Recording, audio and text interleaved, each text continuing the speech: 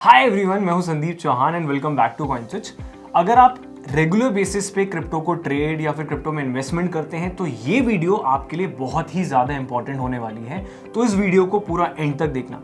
अब ये वीडियो इतनी ज़्यादा इंपॉर्टेंट क्यों है मैं आपको बता देता हूँ, लेकिन उससे पहले मैं आपको इंट्रोड्यूस कर देता हूँ मेरे आज के गेस्ट से। ये हैं अविनाश सक्सेना। हाय अविनाश, कैसे हैं आप? हाय। अविनाश कॉइनस्विच के in house crypto tax expert हैं और आज की इस वीडियो में ये हमारी हेल्प करने वाले हैं समझने में सब कुछ क्रिप्टो टैक्सेशन के बारे में और ये समझने में कि कौन से आईटीआर को हमें फाइल करना है, कितना टैक्स लगता है और हम जानेंगे टीडीएस के बारे में। तो हमारे व्यूअर्स के बहुत सारे डाउट्स आते रहते हैं टीडीएस रिलेटेड, तो उसके बारे में हम आज बात करने वाले हैं। इससे पहले थोड़ा अविनाश से जान लेते हैं कि कैसे वो। मैं अच्छा हूँ Sandeep, thanks for having me here. तो चलिए बिना किसी देरी के, मेरे पास पूरी एक लिस्ट है क्वेश्चंस की, चालू कर देते हैं। ठीक है।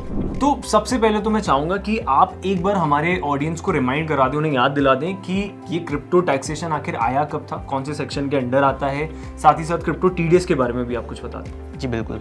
सो इधर दो बात है जो डिफरेंट है। पहला चीज़ कि टैक्सेशन क्या है। सेक्शन 115 BBH जो है उसके अंडर 30% टैक्स रेट से टैक्सेशन होता है, और दूसरा चीज़ है टीडीएस से रिलेटेड जो कि है सेक्शन 194S, वो टीडीएस का सेक्शन है। तो ये दोनों ही आपस में अलग अलग चीज़ें हैं। पहले हम लोग बात करेंगे टीडीएस क्या होता है। टीडीएस यहाँ पर एप्लीकेबल होता है 1% रेट के हिसाब से जब भी आप कोई भी वीडीए ट्रांसफ़र करते हैं। वीडीए का मतलब है वर्चुअल डिजिटल एसेट। बेसिकली कोई भी आप क्रिप्टो, एनएफटीज या कोई भी इस तरह का एसेट जो है डिजिटल एसेट अगर ट्रांसफ़र करते हैं तो वहाँ पर आपको 1% टीडीएस एप्लीकेबल होता है। जब आप अपना पूरा फाइनेंशियल ईयर में ट्रांजेक्शंस कर लेते हैं, बाय सेल जो भी आपका ट्रांजेक्शन्स होता है, उससे रिलेटेड जो भी प्रॉफिट होता है वो टैक्स होता है 30% रेट से, वो होता है सेक्शन 115 BBH में। तो मतलब आप ये कहना चाहते हैं कि अगर मैं क्रिप्टो में ट्रेड या फिर इन्वेस्ट करता हूँ और उसमें मुझे कुछ भी प्रॉफिट होता है तो उस प्रॉफिट का 30% मुझे गवर्नमेंट को एज अ टैक्स पे करना होगा। जी ठीक है। अब आपके इस आंसर से मुझे एक क्वेश्चन उठ के आ रहा है, वो ये है कि मान लेते हैं कि एक साल में मैंने 2 डिफरेंट क्रिप्टोज बाय किए। एग्जाम्पल के लिए ले लेते हैं बिटकॉइन और इथीरियम। अब बिटकॉइन पे जहां मुझे प्रॉफिट हो रहा है वहीं इथीरियम पे लॉस हो रहा है, तो क्या मैं अपने बिटकॉइन के प्रॉफिट को इथीरियम के लॉस के साथ या फिर इथीरियम के लॉस को बिटकॉइन के प्रॉफिट के साथ ऑफसेट कर सकता हूँ? जी नहीं। इनकम टैक्स एक्ट के अंदर ये स्पेसिफिकली मेंशन किया गया है कि आप किसी भी तरह का सेट ऑफ नहीं कर सकते हैं। तो ये आपने सेट ऑफ की बात करी है एक कॉइन से दूसरे कॉइन के बीच में, इंटर कॉइन सेट ऑफ बोल सकते हैं इसको, बट ये सेट ऑफ अलाउड नहीं है। साथ के साथ सेम कॉइन के अंदर भी सेट ऑफ अलाउड नहीं है। जैसे आपने बिटकॉइन के ही 2 ट्रांजेक्शन किए, एक में गेन किया, एक में लॉस किया, तो इन दोनों को आप सेट ऑफ नहीं कर सकते। अच्छा, मेरा एक नेक्स्ट क्वेश्चन, ये मेरी तरफ से नहीं लेकिन हमारे यूजर्स की तरफ से। तो काफ़ी सारे यूजर्स ने हमें सपोर्ट में रीच आउट किया है, कम्युनिटीज़ में रीच आउट किया है और उन्होंने ये पूछा है कि जहां गवर्नमेंट ने टीडीएस को 1% इंट्रोड्यूस किया, लेकिन बहुत से ऐसे केसेस में देखने को मिला है कि ये टीडीएस 1% से ज़्यादा लगता है। तो ये क्यों होता है, किस वजह से होता है और उसका सोल्यूशन क्या हो सकता है? जी बिल्कुल, इस बारे में बात करते हैं। देखिए, तो पहले आपको टीडीएस रेट जो है 3 तरीके से हमको एप्लीकेबल है। पहला रेट है 1% का, और दूसरा रेट है 5% का, और तीसरा रेट 20% भी है। तो ये कब एप्लीकेबल होगा वो हम 1 by 1 देखेंगे। ठीक है। तो पहले इससे रिलेटेड हम एक कुछ कॉन्सेप्ट समझ लेते हैं। एक सेक्शन था सेक्शन 206 AB, उसके बारे में हम समझ लेते हैं। उसकी वजह से टीडीएस रेट 5% एप्लीकेबल होता है।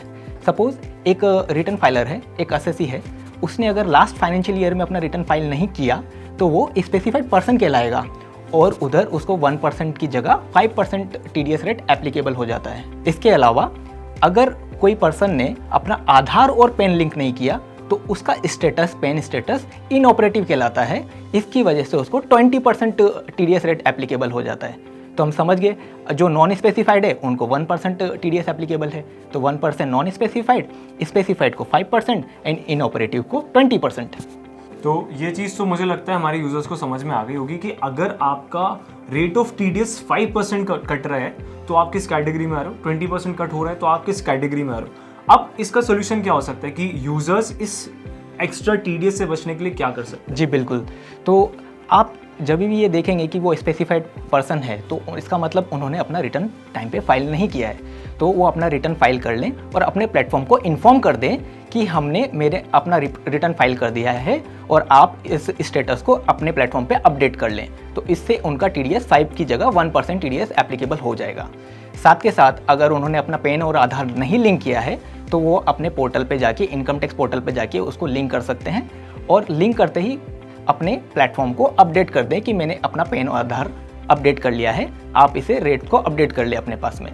इस तरह से वहाँ से 20% से आप 1% TDS पे एप्लीकेबल हो जाएगा आपको। मान लेते हैं कि यूजर ने ये सारी चीजें कर ली, ये प्रोसेस फॉलो कर ली और अब वो एक अनस्पेसिफाइड यूजर बन चुका है जी। तो जो अभी तक उसका एक्स्ट्रा TDS कट हुआ है, क्या उसको रिफंड मिलेगा? क्या वो ले सकता है रिफंड या फिर एज अ पेनल्टी वो TDS चला जाएगा? जी, बहुत अच्छा सवाल है ये। सपोज आपने अभी तक आपका पैन और आधार लिंक नहीं किया था, अब प्लेटफॉर्म ने आपको जितने भी आपने सेल ट्रांजैक्शन किए होंगे वहाँ पर 20% TDS कट कर दिया होगा। तो इससे रिलेटेड आप क्या कर सकते हैं? तो जो आपको TDS यहाँ पर डिडक्ट कर दिया प्लेटफॉर्म ने, उसको आप जब भी रिटर्न फाइल कर रहे हैं, अपना इनकम टैक्स रिटर्न फाइल कर रहे हैं, तो वहाँ पर आप उसका रिफंड क्लेम कर सकते हैं एक्सेस TDS का, क्योंकि आपका 30% टैक्स से जो भी अमाउंट आएगा, अगर वो एक्सेस में है 20% जो भी आपका TDS कटा था तो आप उसको रिफंड क्लेम कर सकते हैं। अब मेरा जो नेक्स्ट क्वेश्चन है वो ये है कि मान लेते हैं कि मैं एक इंसान हूँ जिसे ज़्यादा कुछ पता नहीं ITR फॉर्म्स के बारे में, लेकिन मैं चाहता हूँ कि खुद का ITR मैं खुद ही फाइल करूँ। अब बहुत सारे फॉर्म्स हैं, ऐसे में ऊपर से मैं एक क्रिप्टो इन्वेस्टर हूँ, क्रिप्टो ट्रेडर हूँ, तो मेरे लिए इस केस में कौन सा ITR फॉर्म सही हो जाता है? मुझे कौन सा ITR फॉर्म भरना चाहिए? क्योंकि बहुत सारे फॉर्म्स हैं। जी, ये बहुत आसान है। इसमें ITR 2 और ITR 3 ही 2 कैटेगरी बचते हैं यूज़र्स के लिए जो वो फाइल कर सकते हैं। तो अब ITR 2 कब फाइल करना है और ITR 3 कब भी फाइल करना है, अब उस बारे में समझ लेते हैं। ITR 2 जब आपकी सैलरी इनकम है, साथ के साथ आपको लगता है कि आपका कैपिटल गेन जो आपने क्रिप्टो ट्रेड्स किए हैं उसकी इनकम है, तो आप ITR 2 फाइल कर सकते हैं। अब ITR 3 कभी फाइल करना है, सपोज आपके साथ में आपने बिजनेस भी कुछ किया है, अगर आपकी कोई एडिशनल बिजनेस इनकम भी है तो आपको ITR 2 की जगह ITR 3 एप्लीकेबल होगा। बस इतना ही डिफरेंस है। अविनाश जी, आपने मुझे ITR फॉर्म्स के बारे में तो बता दिया, लेकिन ये भी बताइए कि जो मेरी क्रिप्टो से इनकम है वो कौन से सोर्स ऑफ इनकम में आएगी, मुझे उसे कहाँ पे रिपोर्ट करना है? जी, तो क्रिप्टो की इनकम जो है शेड्यूल वीडियो में आपको रिपोर्ट करना है, ITR 2 हो या ITR 3 हो, आपको इसको शेड्यूल वीडियो में रिपोर्ट करना है। शेड्यूल वीडियो के अंदर आपको 4 से 5 चीज़ें ही बतानी पड़ती है। पहला है डेट ऑफ एक्विजिशन, कभी आपने उसको परचेस किया है, कौन सी डेट को। दूसरा है डेट ऑफ ट्रांसफ़र, कभी आपने उसको सेल किया है। तीसरा है उसका कॉस्ट ऑफ एक्विजिशन, कितने में आपने उसको ख़रीदा था। और इसके बाद में है कंसिडरेशन रिसीव्ड, यानी आपने जब उसको सेल किया तो कितना आपको मिला है, ये आपको रिपोर्ट करना है। और इसके अलावा जो भी प्रॉफिट होगा या लॉस होगा वो ऑटोमेटिकली वहाँ पर कैलकुलेट हो जाता है। अच्छा अविनाश जी, एक लास्ट क्वेश्चन है मेरी तरफ से आपके लिए कि जो हमारे यूजर्स अपना टैक्स PNL रिपोर्ट डाउनलोड करना चाहते हैं वो कॉइनस्विच पे कहाँ से ये चीज़ को डाउनलोड कर सकते हैं? ये बहुत आसान है। आप कॉइनस्विच ऐप पर जाइए, वहाँ पर प्रोफाइल सेक्शन के अंदर जाइए, वहाँ पर आपको रिपोर्ट सेक्शन के अंदर आप टैक्स PNL रिपोर्ट अपना डाउनलोड कर सकते हैं। साथ के साथ आप अपना TDS सर्टिफिकेट भी वहाँ से क्वार्टरली ले सकते हैं। Thank you so much Avinash ji कि आपने अपने बिजी स्केड्यूल में से मेरे और हमारे यूजर्स के लिए टाइम निकाला। आई होप हमारे यूजर्स को सारे क्रिप्टो टैक्सेशन समझ में आ गए होंगे, उन्हें ये भी समझ में आ गया होगा कि कौन सा ITR फाइल करना है, अपने crypto PNL reports CoinSwitch app में कहाँ से डाउनलोड करने। अगर फिर भी आपको कोई डाउट है तो कमेंट सेक्शन में आप हमसे पूछ सकते हैं। इसी के साथ अगर आप चाहते हैं कि किसी स्पेसिफिक क्रिप्टो रिलेटेड या फिर टैक्स रिलेटेड टॉपिक के ऊपर हम और विस्तार में वीडियो बनाएं तो कमेंट में हमें ज़रूर बताइएगा। और हाँ, एक और चीज़, 31 जुलाई लास्ट डेट है, तो अभी जाएं और अपना ITR फाइल कर दें। आई होप आपको ये वीडियो हेल्पफुल लगा होगा, इसे अपने फ्रेंड्स के साथ शेयर करना ना भूलें। मिलते हैं जल्दी। अच्छा हाँ, जाने से पहले चैनल को सब्सक्राइब कर दो। Thank you.